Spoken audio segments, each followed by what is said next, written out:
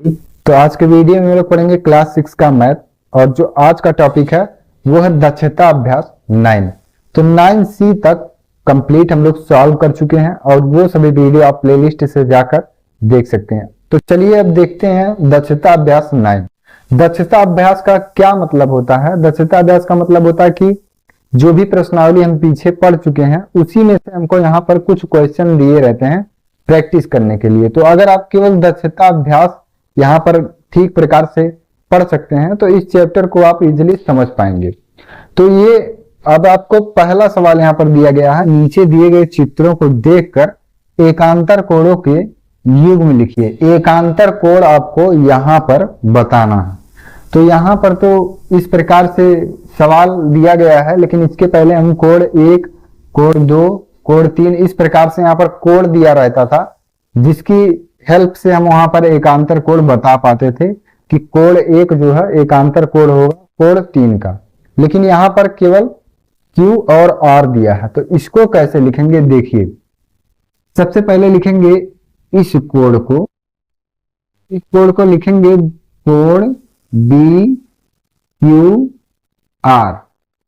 ध्यान से देखिए, कोण BQR ये वाला कोण BQR, यहां से यहां तक के बीच में जो ये कोण बन रहा है कोण BQR, ये वाला कोण बराबर होगा QRC के बराबर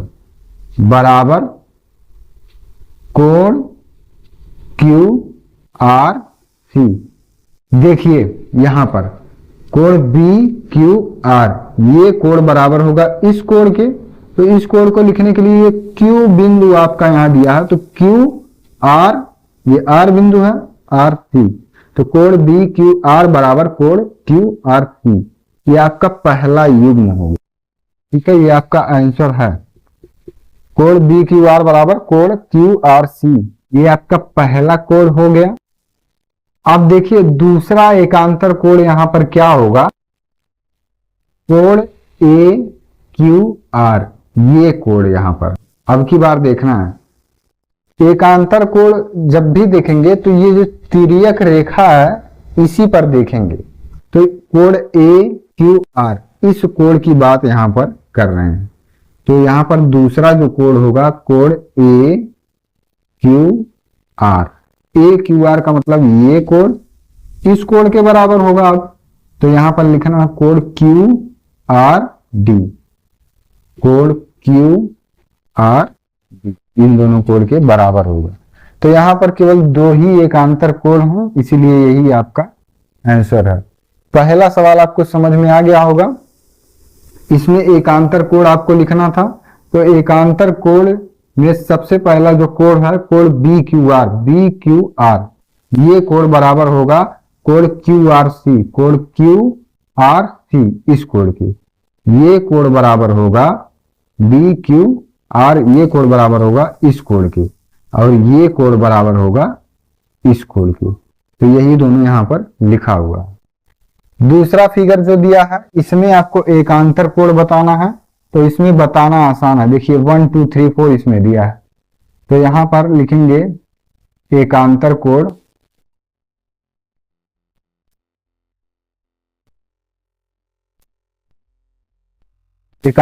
लिखेंगे। देखिए एकांतर का कोण का मतलब कोण 1 बराबर होगा कोण 4 की, ठीक है। तो लिखिए कोण 1 बराबर होगा कोण 4 की, और कोण 2 बराबर होगा कोण 3 के। तो कोण 2 बराबर कोण 3, तो यही आपका आंसर है। यहाँ पर ये सवाल बहुत आसानी से समझ में आ गया होगा। ठीक इसी प्रकार से ये भी सवाल, लेकिन यहाँ पर नंबरिंग नहीं दिया है, 1 2 3 4 यहाँ पर नहीं दिया है, यहाँ पर Q और R दिया है और ABCD दिया है। तो यहाँ पर कंफ्यूज नहीं होना है। जिस प्रकार से देखिए ये सवाल आसान है, कोण 1 बराबर कोण 4 के होगा और कोण 2 बराबर कोण 3 के होगा। क्यों होगा? क्योंकि एकांतर कोण है। तो ये सवाल इस सवाल के जैसा ही है, दोनों सवाल एक ही हैं। दूसरा सवाल अब देखिए, नीचे दिए गए चित्रों में समांतर रेखाओं के जोड़े को बताइए तथा तिर्यक रेखाओं के नाम लिखिए। तो समांतर रेखा यहाँ पहले फिगर में आप देख रहे होंगे कि समांतर रेखा जो है वो कौन कौन सा है। तो एडी रेखा समांतर किसके होगा, कोण ईडी के। ए बी है, ए बी समांतर ईडी, ध्यान से देखिए ए बी समांतर होगा ईडी के। क्यों होगा, क्योंकि इसका जो कोण है 30 अंश, इसका भी कोण 30 अंश ही है। ये दोनों कोण कैसे कोण है, एकांतर कोण है या संगत कोण है। तो ये दोनों कोण जो है वो संगत कोण है। संगत कोण का मतलब एक ही जैसा कोण है, तो ये संगत कोण है, इसीलिए ए बी समांतर ईडी होगा। अब आगे प्रश्न में क्या है कि तिर्यक रेखाओं के नाम लिखिए। इसमें तिर्यक रेखा जो है ए बी समांतर ईडी है तथा तिर्यक रेखा का क्या मतलब होता है, तिर्यक रेखा जो समांतर रेखाओं को प्रतिच्छेद करती है। तो यहां पर देखिए सी और बी रेखा जो है इन दोनों समांतर रेखाओं को प्रतिच्छेद करेंगी। तो तिर्यक रेखा यहां पर जो है वो सी बी है। तो ए बी समांतर ईडी है तथा तिर्यक रेखा यहां पर सी बी है। ये पहला सवाल सॉल्व। अब दूसरा फिगर देखिए, इसमें भी यही चीज आपको बताना है। ये फिगर बना हुआ है, इसमें समांतर रेखाओं के जोड़े को बताना है तथा तिर्यक रेखाओं के नाम लिखना है। तो समांतर रेखा दो ऐसी रेखा है जो आपस में कहीं ना मिले, इनके बीच का जो डिस्टेंस है वो सेम होना चाहिए। तो इस प्रकार का, तो ये इसके सापेक्ष और कोई दूसरा लाइन नहीं है, इसके सापेक्ष देखिए ये एक लाइन है, ए बी लाइन जो है ये ई और सी लाइन के सापेक्ष है। सापेक्ष का मतलब ये दोनों रेखाएं जो हैं ये यहाँ पर समांतर रेखाएं हैं। तो समांतर रेखा कैसे लिखेंगे, यहाँ इसका जो आंसर लिखेंगे यहाँ पर लिखेंगे ए बी समांतर ई सी, ए बी समांतर ई सी है तथा तिर्यक रेखा। तो तिर्यक रेखा का मतलब क्या होता है, जो समांतर रेखा को प्रतिच्छेद करे।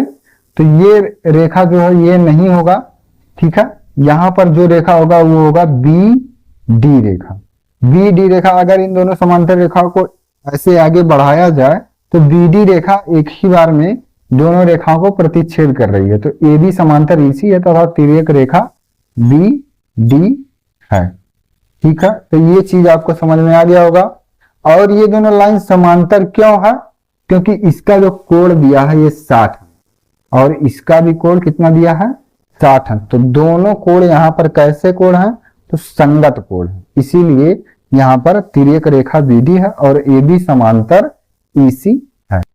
तो पहला दूसरा सवाल यहाँ पर सॉल्व हो गया और ये प्रश्न आपको समझ में भी आ गया होगा। तो अब इसके बाद देखते हैं क्वेश्चन नंबर 3 क्या है। तो क्वेश्चन नंबर 2 तक कंप्लीट सॉल्व हो गया है। और क्वेश्चन नंबर 3 देखिए, नीचे दिए गए चित्र में तिर्यक रेखाओं द्वारा समांतर रेखाओं पर बने अंतःकोणों को बताइए। तो प्रश्न आपको समझ में आ गया होगा। तो इस फिगर से आपको समांतर रेखाओं पर बने अंतःकोण को बताना। तो यहां पर देखिए समांतर रेखा कौन कौन सा है, तो यफ रेखा, एफ डी और जी बी। तो यहां प्रश्न में इसका आंसर लिखेंगे। पहले समांतर रेखा यहां पर लिख लेते हैं, कौन कौन सी समांतर रेखाएं हैं। समांतर रेखाएं यहां पर कौन कौन सी हैं, एफ डी समांतर रेखा है। किसके समांतर है, तो जी और बी के समांतर। एफ डी समांतर जी बी, एफ डी समांतर जी बी, ये हो गया समांतर रेखाएं। अब इसमें क्या है, समांतर रेखाओं पर बने अंतःकोण बताना। अंतःकोण आपको बताना है समांतर रेखाओं पर बने। तो सबसे पहले ए बी रेखा जो है, ए बी रेखा पर आपको बताना है अंतःकोण। तो ए बी रेखा पर अंतःकोण, ए बी रेखा पर अंतःकोण कौन कौन से अंतःकोण, ए बी रेखा आपका यही है, ये आपका ए बी रेखा है, इस पर अंतःकोण आपको बताना है। सबसे पहला आपका तो हो जाएगा कोण ई डी बी, ये वाला कोण जो है ये हो जाएगा। तो कोण ई डी बी, कोण ई डी बी। और दूसरा क्या है यहां, दूसरा यहां पर है कोण डी बी और सी, यह कोण, यह कोण और यह कोण आपके अंतः कोण है। तो डी बी और सी, तो डी बी और सी ये दोनों अंतः कोण है, कोण ई डी बी और कोण डी बी सी। तो ए बी रेखा पर अंतः कोण कौन कौन से हैं, ये दोनों ई डी बी और डी बी सी, ये दोनों कोण आपके अंतः कोण हैं। अब देखिए ए बी रेखा हो गया, अब आपको बताना है ए सी रेखा पर बने अंतः कोण। ए सी रेखा पर अंतः कोण, ए सी रेखा पर अंतः कोण कौन कौन से हैं, इसको देखिए। अब ए सी रेखा पर, ए सी रेखा पर, इस रेखा पर आपको देखना है। तो कोण डी ई सी, कोण डी ई सी, कोण डी ई सी, यह कोण डी ई सी मतलब ये वाला कोण यहां पर आपको बताना है। और अंतः कोण देखिए, कोण बी सी ई, कोण बी सी ई, यह कोण, ये दोनों क्या है आपके अंतः कोण हैं। तो कोण बी सी ई हो जाएगा, कोण बी सी ई। तो यही यहाँ पर इतने ही अंतः कोण है, कोण ई डी बी, कोण D B C A B रेखा पर है, और ए सी रेखा पर कोण डी ई सी, और कोण यहाँ पर बी सी ई, यहाँ पर ये अंतः कोण हो गए। तो बस यही इतना इसमें बताना था, ये आपका आंसर है। अब देखिए क्वेश्चन नंबर 4, यहां दिए गए चित्र को देखकर बताइए। ये आपका क्वेश्चन नंबर 4 का चित्र है, और यहाँ पर पहला प्रश्न आपको दिया गया है, संगत कोणों के जोड़े कौन कौन से हैं। तो संगत कोण का मतलब कि जो एक ही जैसे कोण हो देखने में, वही आपके संगत कोण होते हैं। तो संगत कोण यहाँ पर बताना आपको कौन कौन से कोण हैं। तो कोण 1 और कोण 2 जो हैं एक जैसे कोण है, इसीलिए इसके संगत कोण हो जाएंगे। संगत कोण का मतलब होता है कि एक ही जैसे कोण जो है, जो यहाँ पर रहेंगे, कोण 1 है और कोण 2 है। तो एक ही जैसे जो कोण का मतलब जो तिर्यक लाइन है, इसी पर आपको कोण यहाँ पर चेक करना है। तो एक ही जैसे जो कोण रहेंगे, कोण 1 और कोण 2, ये दोनों एक दूसरे के संगत कोण हैं। और एक यहाँ पर कोण और दिया है ना, कोण 3, तो कोण 3 का संगत कोण यहाँ कोण 5 हो जाएगा। तो कोण 1 कामा कोण 2 और कोण 3 कामा कोण 5 संगत कोण है आपकी, ठीक है। दूसरा सवाल देखिए, तिर्यक रेखा के एक ओर बने अंतः कोणों के जोड़े कौन कौन से हैं। तिर्यक रेखा ये है, इसके एक तरफ एक और बने अंतः कोण आपको ज्ञात करना। तो अंतः कोण में आपका ये वाला जो एरिया है, यही आपका अंतः कोण यहां पर हो जाएगा। तो इसका आंसर होगा कोण 3 और कोण 2, कोण 3 और कोण 2। ये दोनों कोण ऐसे हैं जो इसके अंतः कोण है। अंतः कोण का मतलब कि ये तिर्यक रेखा है और इसके एक तरफ अंतः कोण, कोण 3, कोण 2, ये दोनों, ठीक है। इतना चीज आ गया होगा समझ में। अब देखिए तीसरा प्रश्न, एकांतर कोणों के जोड़े कौन कौन से हैं। तो एकांतर कोण क्या होता है, जो इस तिर्यक रेखा पर जो एक कोण मान लीजिए ये है, तो इसके जस्ट अपोजिट कोण यहां पर जो होगा, यही इसका एकांतर कोण हो जाएगा। तो एकांतर कोण यहां पर देखिए, ये कोण 3 है, ठीक, और यहां पर कोण 4 है। तो इसीलिए इसका आंसर हो जाएगा कोण 3 और कोण 4। ये कोण कैसे हैं, ये एकांतर कोण है। देखिए कोण 3 और यहाँ पर कोण 4, ये दोनों कैसे कोण हैं, तो एकांतर कोण हैं। तो इसी प्रकार से क्वेश्चन नंबर 4 आपका कंप्लीट सॉल्व हो गया है। और ये सभी सवाल आपको समझ में आ गया होगा कि अंतः कोणों के जोड़े कौन कौन से हैं, एकांतर कोण क्या है, संगत कोण क्या है। तो ये सभी चीज आपको अब पता चल गया होगा। तो क्वेश्चन नंबर 4 तक कंप्लीट हो गया है। अब इसके बाद हम लोग सॉल्व करेंगे क्वेश्चन नंबर 5। तो क्वेश्चन नंबर 5 यहाँ दिया है, यदि दो समांतर रेखाओं को कोई एक तिर्यक रेखा काटे तो निम्नलिखित कथनों में सही कथनों को छांटिए। दो समांतर रेखा आपको बना लेना है। ठीक, ये समांतर रेखाएं हो गए और इनको कोई एक तिर्यक रेखा अगर काट रहा है तो आगे के जो कथन है इसमें आपको बताना है क्या सही है क्या गलत है। पहला प्रश्न देखिए, एकांतर कोणों के दो जोड़े बनते हैं। तो एकांतर कोण क्या होता है, जैसे एक कोण अगर आपका यहां पर बन रहा है, ठीक, कोण एक है, एक कोण अगर ये है तो एकांतर कोण में ये वाला कोण आपका कोण 2 हो जाएगा। यही एकांतर कोण होता है। एकांतर कोण में पहला कोण अगर यहां है तो दूसरा कोण यहां है, फिर ये दोनों कोण क्या होंगे, एक दूसरे के एकांतर कोण होंगे। तो इसमें प्रश्न में है कि एकांतर कोणों के दो जोड़े बनते हैं, तो इसीलिए ये ऑप्शन आपका हो जाएगा सत्य। एकांतर कोणों के यहाँ पर दो जोड़े बनते हैं, एक का एकांतर कोण 2 हो जाएगा और 2 का एकांतर कोण 1 हो जाएगा। दूसरा सवाल देखिए, प्रत्येक अंतःकोण के लिए एक संगत कोण होता है। अंतःकोण के लिए एक संगत कोण का मतलब, संगत कोण का मतलब जैसे एक कोण यहां है, यहां पर हो जाएगा कोण 3। ये एक दूसरे के संगत कोण है। संगत कोण का मतलब कि एक ही जैसा कोण हो। जहां इसका एंगल 60 डिग्री का है तो इसका भी 60 डिग्री का होना चाहिए, तभी ये दोनों कोण संगत कोण होंगे। तो संगत कोण का मतलब जो कोण बराबर होता है, कोण 1 बराबर कोण 3 यहाँ पर होगा। तो प्रत्येक अंतःकोण के लिए एक संगत कोण होता है, तो ये बात भी यहाँ पर सत्य है। ठीक, संगत कोण सदैव बराबर होता है। तो वही सवाल जो यहाँ पर मैंने अभी को बताया कि 60 अंश का अगर ये वाला कोण होगा तो 60 अंश का ये वाला कोण भी यहाँ पर होना चाहिए। और ये संगत कोण तभी होगा जब दोनों कोण आपस में बराबर होंगे। अगर एक जगह 90 अंश का कोण है तो यहाँ पर भी 90 अंश का कोण होगा।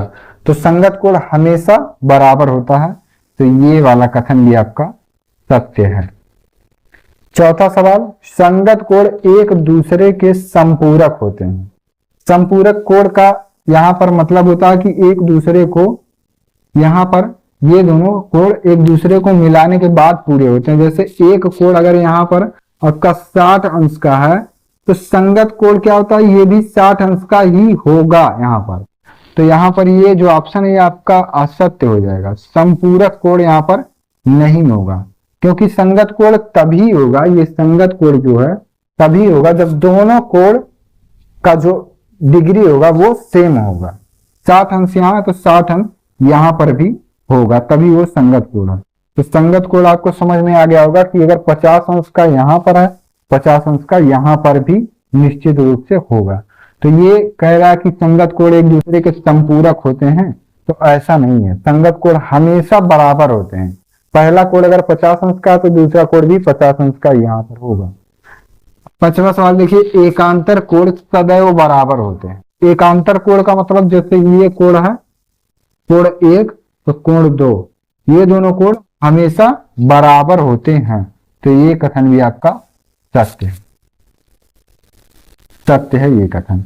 ये कोण अगर आपका 40 अंश का है, कोण 1 तो कोण 2 कितना 40 अंश का ही यहाँ पर होगा, तभी एकांतर कोण ये होंगे। तो इसी प्रकार से क्वेश्चन नंबर 5 भी आपका कंप्लीट सॉल्व हो गया। अब इसके बाद हम लोग सॉल्व करेंगे क्वेश्चन नंबर 6। अब देखते हैं क्वेश्चन नंबर 6। नीचे दिए गए चित्र में कोण क्यू आर एस कितना होगा जबकि पी क्यू समांतर आर एस। ये जो दो लाइन खींचा है इसका मतलब क्या है कि समांतर है, पी क्यू समांतर आर, पी क्यू ये लाइन समांतर है आर और एस की। ठीक है, ये दोनों लाइन समांतर है। कोण क्यू आर एस यहाँ पर कितना होगा, कोण क्यू आर एस, इस कोण को यहाँ पर आपको बताना है कितना होगा। तो पी क्यू आर यहाँ पर आपको जो कोण दिया है पी क्यू आर, ये आपका 30 अंश है। तो कोण क्यू आर एस कितना होगा इसी को यहाँ पर बताना है। तो इसके आंसर में सबसे पहले लिखेंगे क्या कि पी क्यू समांतर आर एस, पी क्यू समांतर आर एस। पी क्यू समांतर है आर एस के, और कोण पी क्यू आर, कोण पी क्यू आर बराबर कितना दिया है 30 अंश। तो कोण क्यू आर एस आपको बताना, क्यू आर एस कितना हो जाएगा, कोण क्यू आर एस कोण आपका 30 अंश ही होगा। क्यों होगा, क्योंकि यही ब्रैकेट में आप लिख लेंगे एकांतर कोण है, एकांतर कोण है, ठीक है। ये दोनों क्या है, एकांतर कोण है। देखिए ये जो पी क्यू आर है ये 30 अंश है, तो क्यू आर एस कितना हो जाएगा, ये 30 अंश ही हो जाएगा, क्योंकि जो दो समांतर रेखाएं होती हैं और इसमें जो एक तिर्यक रेखा होती है, यहाँ पर जो कोण बनेगा इसके एकांतर कोण में इतने ही डिग्री का कोण यहाँ पर बनेगा। तो ये कोण आपका हो जाएगा 30 अंश। 30 अंश क्यों होगा, क्योंकि ये एकांतर कोण, एकांतर कोण है। तो छठवां प्रश्न आपको समझ में आ गया होगा, पी क्यू समांतर आर एस है, कोण पी क्यू आर अगर 30 अंश है तो क्यू आर एस कितना हो जाएगा 30 अंश ही हो जाए। सातवां क्वेश्चन देखिए, 5.4 सेंटीमीटर का एक रेखाखंड की, इसमें 3.2 सेंटीमीटर दूरी पर गुनिया और पटरी की सहायता से एक समांतर रेखा खींची। तो समांतर रेखा खींचने के लिए सबसे पहले आपको 5.4 सेंटीमीटर का एक लाइन खींचना होगा, 5.4 सेंटीमीटर का एक आपको लाइन खींचना होगा, ठीक है। आप लोग के पास स्केल होगा, आप उससे खींच लेंगे 5.4 सेंटीमीटर का। अब आपके ज्योमेट्री बॉक्स में एक ऐसे त्रिभुज टाइप में ऐसे एक स्केल होगा, इसमें ऐसे कुछ यहां पर आंकड़े लिखे होंगे 1 2 3 4 5, ठीक इस प्रकार से होगा। इसी को कहते हैं गुनिया। क्या कहते हैं, गुनिया इसी को कहते हैं। इसी की हेल्प से आपको बनाना है। तो 5.4 सेंटीमीटर का रेखाखंड हो गया, आप लोग नाप कर इसको खींचेंगे। इसमें 3.2 सेंटीमीटर दूरी पर, यहां पर इसमें नापना 3.2 सेंटीमीटर कहां पर आएगा, और इसकी सहायता से आपको एक समांतर रेखा खींचना है।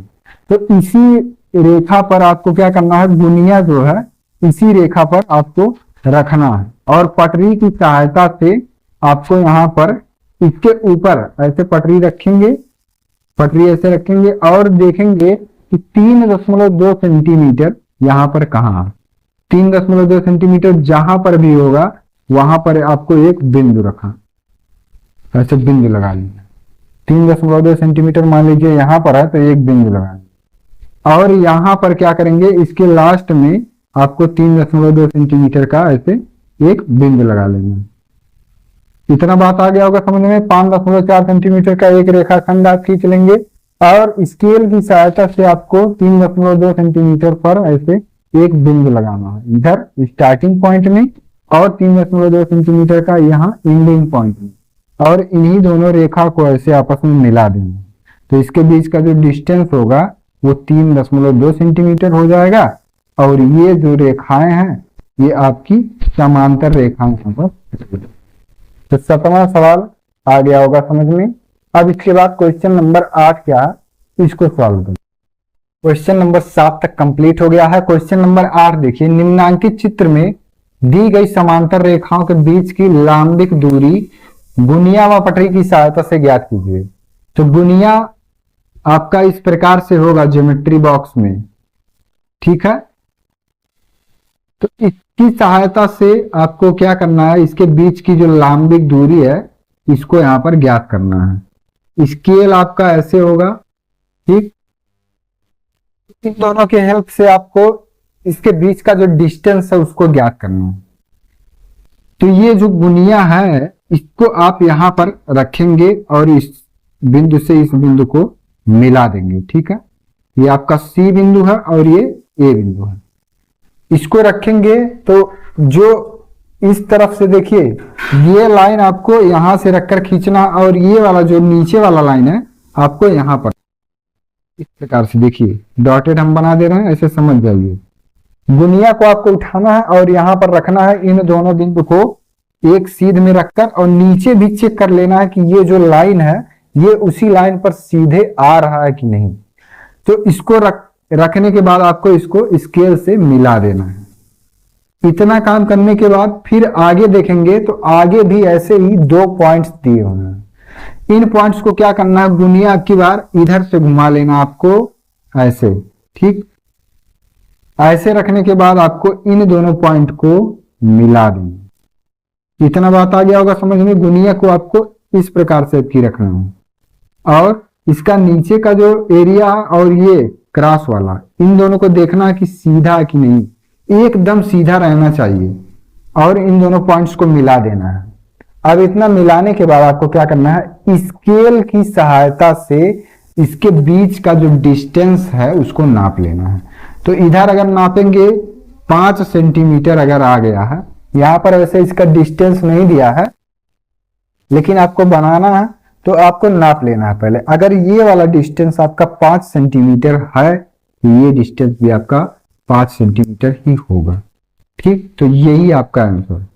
क्या करना है, गुनिया को ऐसे उठाना है, यहां पर रखकर ऐसे इसको, इसका जो पॉइंट है इसको देखना, और नीचे का जो लाइन है ये एकदम बराबर होना चाहिए, और इसको हटाकर पटरी की सहायता से इसको मिला देना है।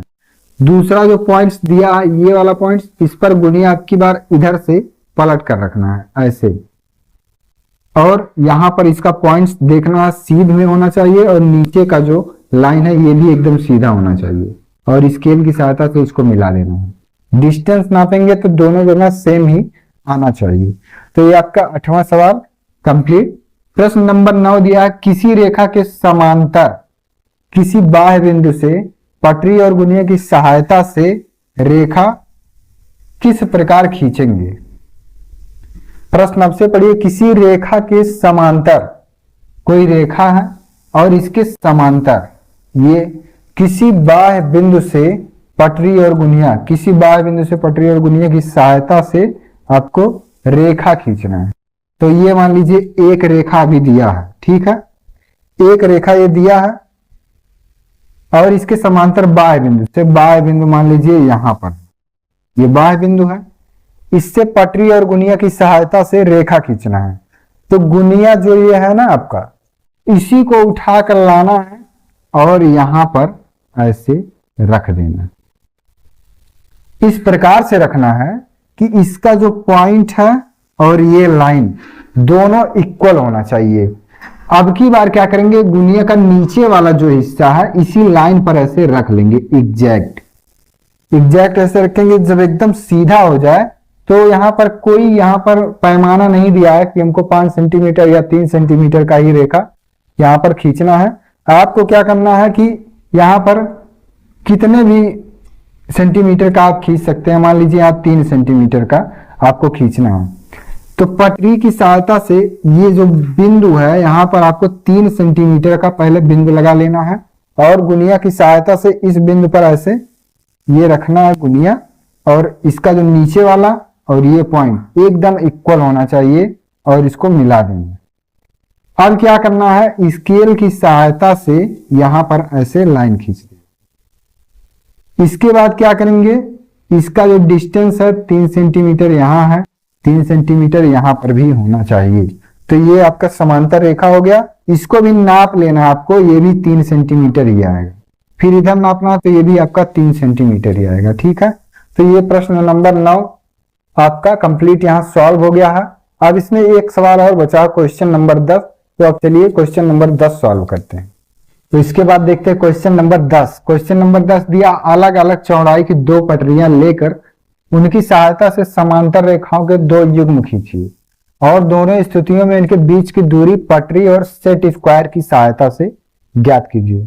तो जिस प्रकार से इसके पहले सवाल था क्वेश्चन नंबर 8, 9, उन्हीं दोनों सवाल को कंबाइन करके क्वेश्चन नंबर 10 यहाँ पर पूछा गया है। तो अब चलिए देखते हैं यहाँ पर कैसे ये इसका फिगर जो है वो बनेगा।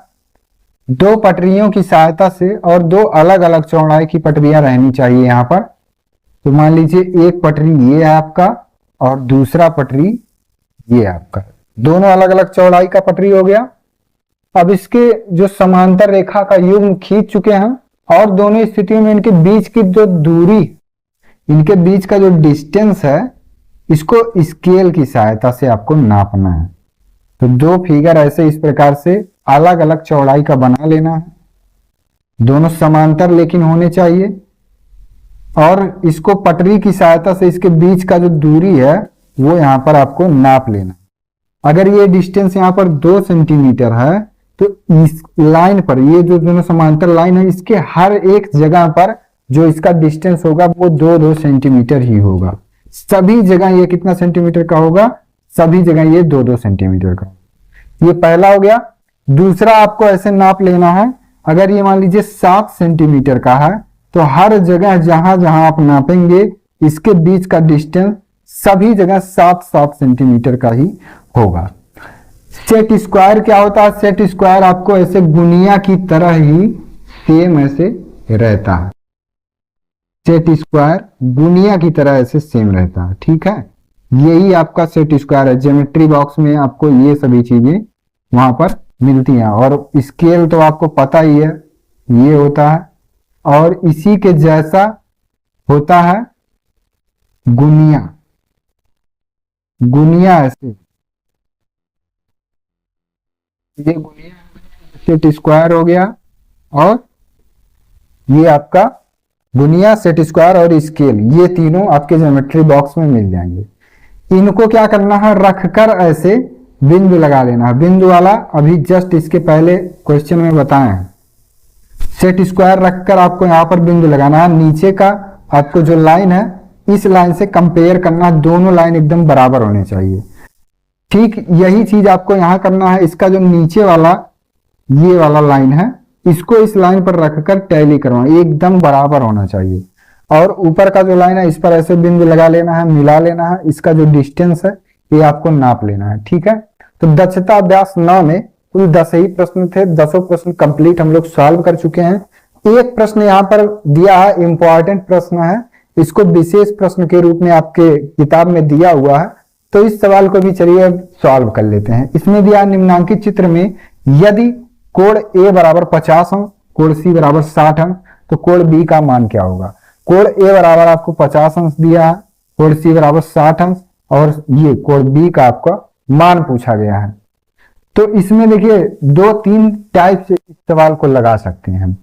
पहला तो देखिए ये वाला कोण अगर 50 अंश का है आपका, तो ये कोण कितना हो जाएगा? 50 अंश, ठीक है। अगर ये कोण आपका 60 अंश है तो ये कोण कितना हो जाएगा? 60 अंश हो जाएगा। अब यहां से लेकर यहां तक का जो कोण होता है ये आपका 180 अंश का कोण होता है। यहां से लेकर यहां तक का कोण कितना होता है?